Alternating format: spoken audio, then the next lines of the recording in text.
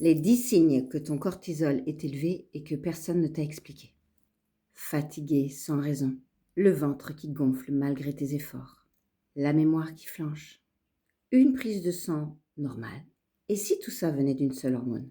Il y a des signes que le corps t'envoie quand le cortisol est déréglé depuis trop longtemps. Et la plupart des femmes ne les reconnaissent pas parce que personne ne leur a expliqué. Alors voici ce que ton corps essaie de te dire. Premier impact sur la thyroïde. Ta prise de sang dit tout va bien.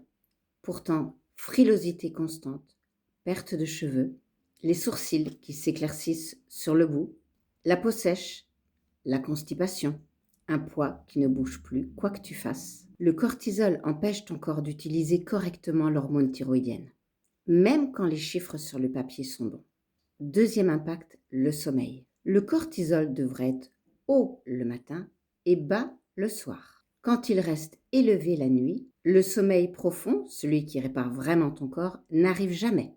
Tu dors 8 heures, oui, mais tu ne t'es pas vraiment reposé. Troisième impact, les intestins. Un cortisol élevé fragilise les parois de ton intestin. Des particules qui ne devraient jamais passer la barrière intestinale se retrouvent dans le sang. Ton corps les prend comme des intrus et déclenche une inflammation silencieuse. En 4, l'impact sur les hormones féminines. Le cortisol et la progestérone sont fabriqués à partir des mêmes ressources. En stress chronique, certains chercheurs pensent que ton corps priorise le cortisol au détriment de la progestérone. Et les résultats possibles sont sommeil, humeur et cycle affecté. Le 5e impact sur la glycémie. Le cortisol fait monter ta glycémie pour te donner de l'énergie en urgence. À répétition, ça épuise la sensibilité de tes cellules à l'insuline, même si tu es mince, même sans diagnostic, même en mangeant sainement. 6e impact, système immunitaire. À petite dose, le cortisol calme l'inflammation.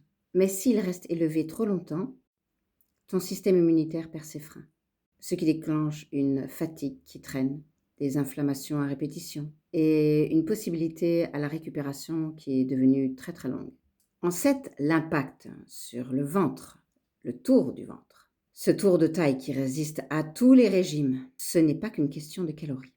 Le cortisol pousse ton corps à stocker les graisses autour du ventre.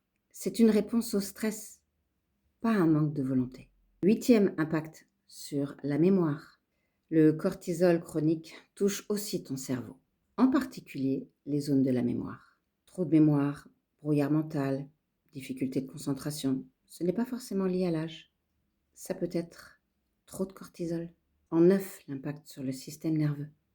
Normalement, ton corps sait revenir au calme après un stress. Quand le cortisol reste dérégulé, ton système nerveux reste bloqué en mode alerte. Tu es épuisé, mais tu es incapable de te reposer correctement. En 10, l'impact sur ton poids. Face à un stress permanent, ton corps ralentit ton métabolisme pour économiser l'énergie.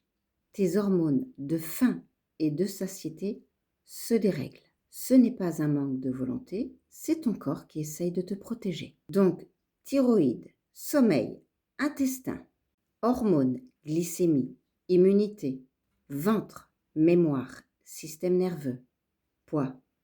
10 systèmes différents, une seule origine possible, le cortisol chroniquement dérégulé. Si tu te reconnais dans plusieurs de ces points, ce n'est pas une fatalité. Tu peux m'écrire en privé et tu peux liker et commenter la vidéo et partager autour de toi si tu connais une femme qui a les mêmes signes. Et abonne-toi, je parle de toi.